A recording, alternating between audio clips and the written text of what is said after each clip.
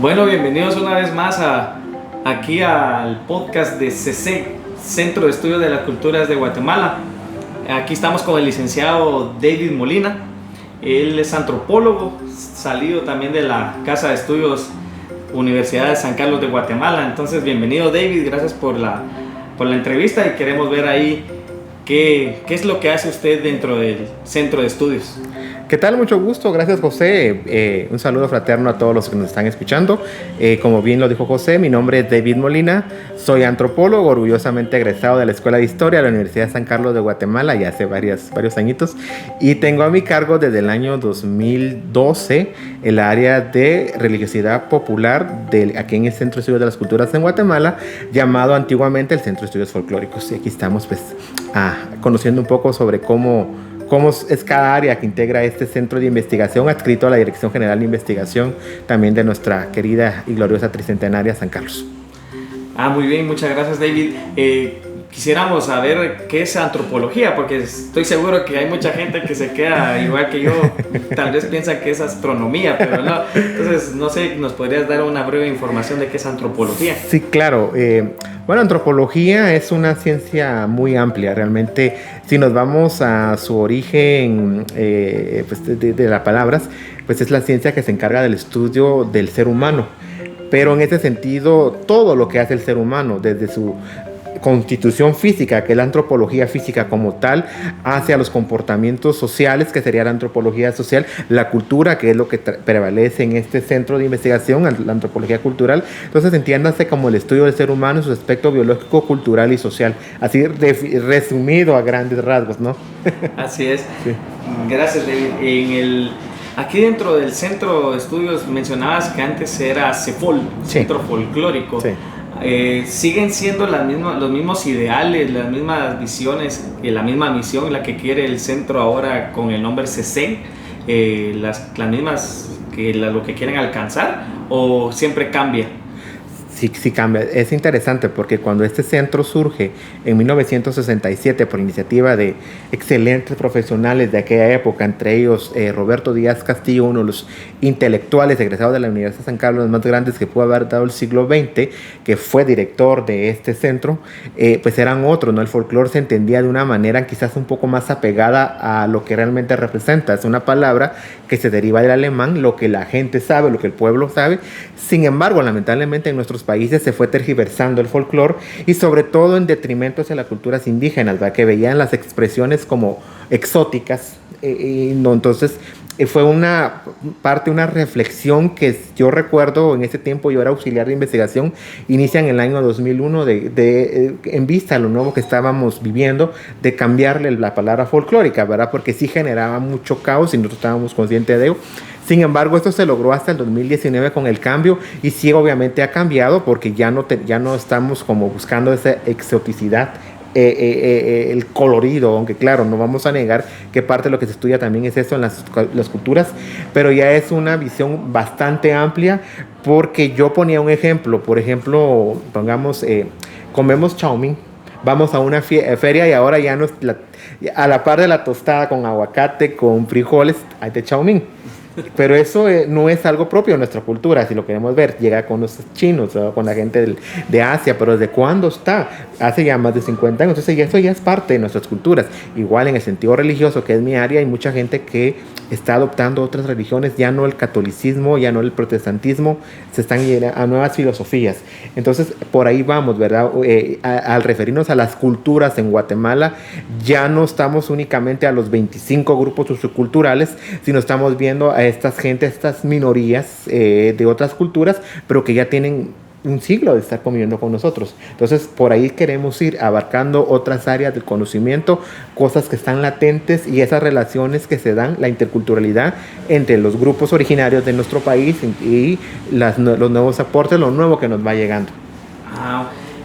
Muy interesante, David. Y para obtener este tipo de investigaciones, ¿cómo hacen la recabación de datos, de información, periódicos? No sé cómo es que hacen esa labor. Bueno, creo que esa es la etapa, bueno, quizás no es la etapa más compleja al hacer una investigación.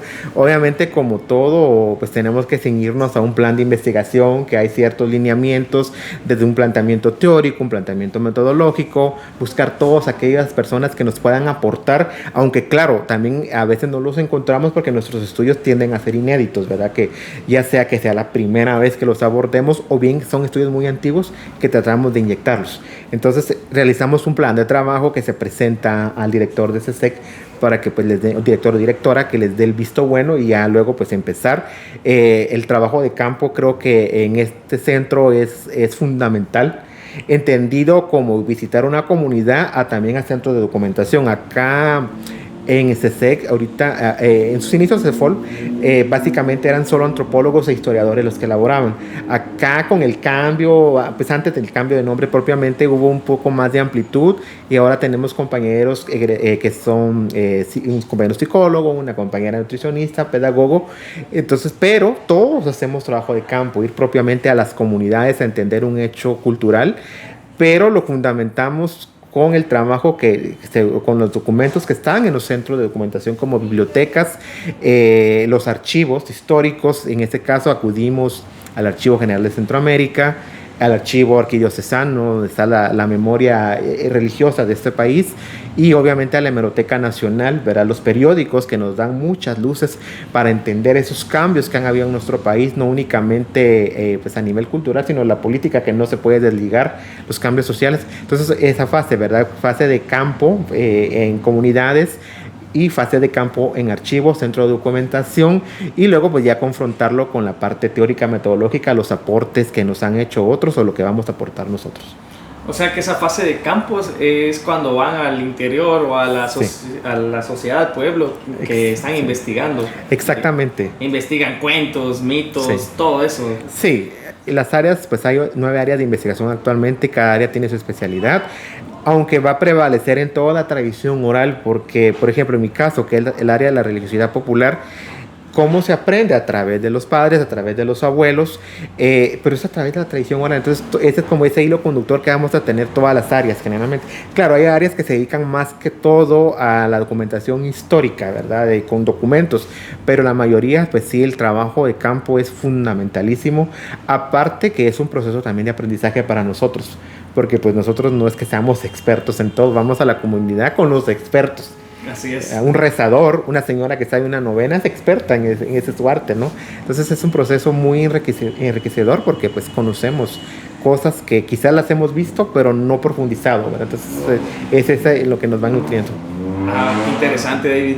¿Puedes mencionarnos algún trabajo que te recordes que te haya causado mucho impacto y que sea de impacto? Porque obviamente todas estas investigaciones son de impacto para la sociedad guatemalteca, ¿verdad? Quizás refiriéndonos a uno de los últimos trabajos, que es este boletín, que es parte de lo que nosotros hacemos, porque todo esto que les comentaba se reduce o su producto final es una publicación impresa. Nosotros aún apostamos a la publicación impresa. Sé que me van a decir el medio ambiente y todo esto, pero gran parte de nuestros colaboradores, que son las personas que pues amablemente nos dan su tiempo, pues es gente que no tiene acceso a medios de comunicación masivos, a un aparato de teléfono, y aunque algunos no sepan leer, pues se da este libro y sus parientes se lo van leyendo, y créanme que es gratificante ver la cara de alegría de las personas al verse en una publicación. Entonces este es el boletín, la tradición popular, y este trabajo precisamente se hizo en época de pandemia.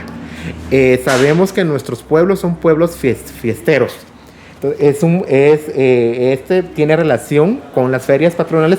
Sin embargo, pues se llama Implorando la ayuda divina. Es cómo vivió la gente, qué hizo, ¿verdad? Porque aparte, obviamente, de las medidas de bioseguridad, pues también está el sentido anímico, espiritual que hacían. Entonces, fue algo interesante conocer, aparte la forma en que se hizo, porque pues no podíamos salir a campo. Entonces, pues afortunadamente yo conozco personas en muchos lugares del país, las redes sociales, el Facebook, una llamada por teléfono, que alguien me comentaba cómo le vivió su abuelo, cómo inclusive ellos, ¿verdad? Que los rezos que se realizaban en las casas, las novenas, la devoción a determinado santo. Y sin embargo, pues cuando medio se pudo dar alguna luz verde para salir a campo, yo, pues a mí me encanta andar afuera, entonces logré salir. De hecho, esta foto es histórica, podríamos decirlo, quizás no lo logremos ver, pero quien aparece acá es Santiago Apóstol, patrono del pueblo de Paticía en Chimaltenango, y según cuentan esta imagen jamás había salido del altar mayor. Se hizo esto, si no estoy mal, fue el 18 de julio del año 2020. Salió en esta anda o en esta vehículo a manera derogativa por el cese de la pandemia del coronavirus.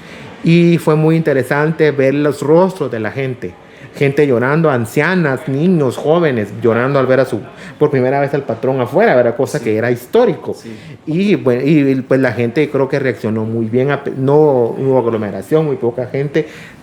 La gente con sus mascarillas. Interesante, pues en los pueblos indígenas todavía existe el arte textil, mucha gente con mascarillas de textiles propios de la región. Entonces a mí me impactó mucho eso, ver cómo la gente se negaba como a dejar lo que por tradición, por siglos se habían hecho, de celebrar al santo patrón como debía de ser. Pues no les quedó más que verlo de esta manera. Entonces creo que es muy, muy impactante eso, conocer las realidades de comunidades de Chichicastenango, donde prácticamente se declararon en rebeldía ante las medidas de bioseguridad, porque pues son pueblos llenos de fiestas, de convites y todo eso. Entonces es muy impactante. Y pues acá pues fue esas alternativas que la gente vivió, porque recordemos que es parte de, como antropólogo sé que la cultura, los seres humanos, hay parte, no se quedan estancados, siempre tienen que generar nuevas alternativas. Y pues surgieron eso, las redes sociales también para ellos fueron fundamentales, las misas transmitidas por las redes, los servicios evangélicos. No conozco mucho porque no es mi especialidad tanto la religión evangélica, pero sí tuve la oportunidad de la gente que se practica esta fe de contarnos, ¿verdad? Que el poder que sean las oraciones y todo eso, ¿verdad? Entonces aquí está sintetizado en este boletín parte de esto y parte de que están en otras revistas. Lo que pueden hacer en investigación durante 6 meses, un año, aquí está en la revista que David, sí. De verdad que con una labor bien dada lo hace y lo logra hacer. No solo él, sino todos los investigadores que laboran dentro de CC. Lo más curioso de esto, es un dato muy interesante, es de que todas esas investigaciones las pueden adquirir gratuitamente, no tienen costo. Entonces es muy bueno saber que parte de la universidad, es el lema de la Universidad de San Carlos de Guatemala, es devolverle al pueblo lo que es del pueblo, o sea, hay que devolverle algo al pueblo. Entonces no sé si les querés hacer una invitación a que asistan aquí a CC, ¿verdad? Claro, sí, José, gracias. Sí, de hecho, pues esto de dar al pueblo lo que es del pueblo, creo que siempre ha estado desde los inicios, de cuando era Centro de Estudios Folclóricos, porque no es solo ir a extraer el conocimiento, porque entonces, ¿qué pasa? Se nos cierran las puertas al no ver un resultado. Claro, a veces nos tardamos un poquito por cuestiones administrativas. Créanme que esto lleva un proceso también, aparte de la investigación y todo eso, un proceso administrativo, de que los fondos, que existan fondos para una publicación.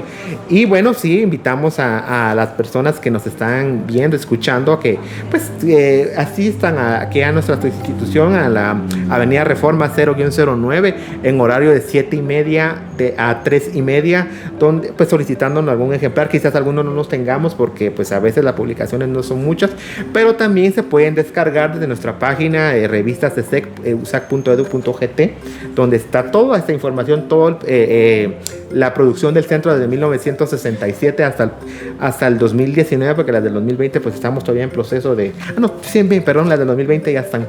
2021 es los que estamos todavía en este proceso. Entonces ahí está todo, ¿verdad? Si gustan de las redes sociales, si no, pues acá, ahí están en físicas, hay algunos ejemplares.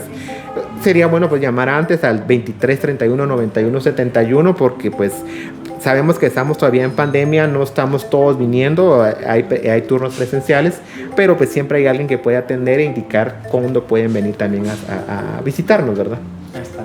Sí. Muchísimas gracias, David, ahí por tu tiempo, por tu espacio, porque CC siempre está abierto a todo el público que quiera venir a investigar, a conocer, a saber mucho de las tradiciones y culturas de Guatemala. Entonces yo agradecido con CC, con el licenciado David, para que ojalá los puedan visitar todos ustedes y no se queden ahí en sus casas encerrados. Vengan aquí, tienen un buen ambiente, pues está el jardín botánico a la par, está acomodado ya la biblioteca también y todos estos libros, todas estas revistas que ellos ya han tenido el gusto de realizar. Entonces, muchas gracias y nos vemos en la próxima.